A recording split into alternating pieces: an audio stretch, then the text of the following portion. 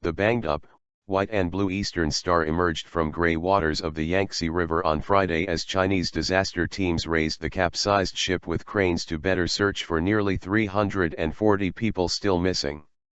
So far, 103 bodies have been found.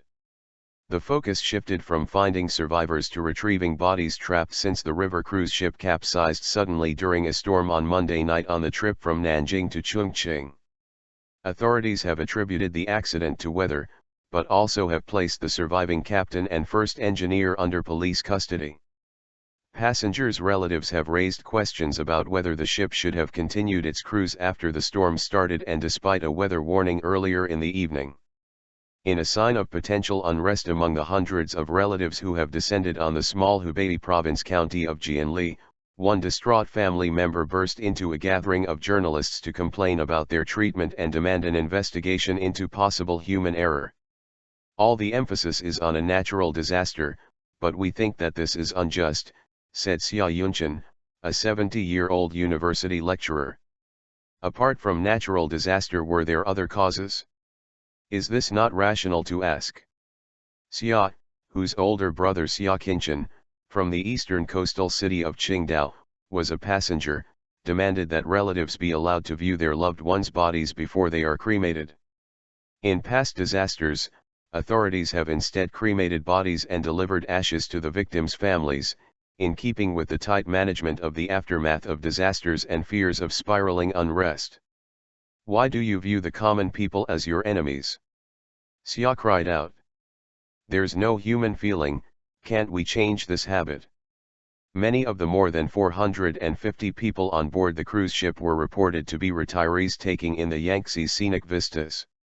With 103 confirmed dead and 339 missing, the capsizing is likely to become the country's deadliest boat disaster in 7 decades.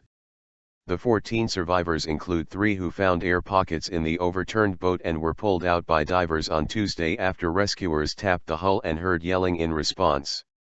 Cranes righted the boat Friday morning after some 50 divers attached chains to it overnight, Transportation Ministry spokesman Su Chengguang said, adding that disaster teams would now focus on finding and identifying bodies.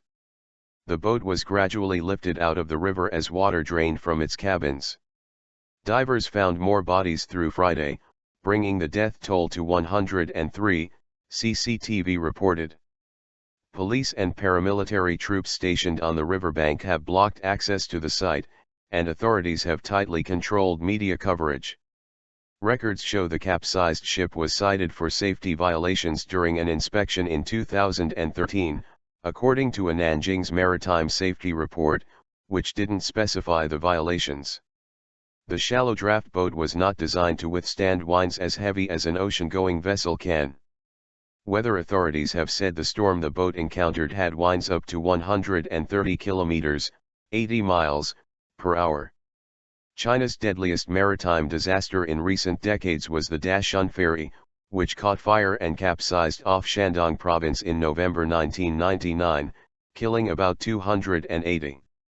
The Eastern Star disaster could become the country's worst since the sinking of the SS Qianzhou off Shanghai in 1948, which is believed to have killed anywhere from 2,750 to nearly 4,000 people.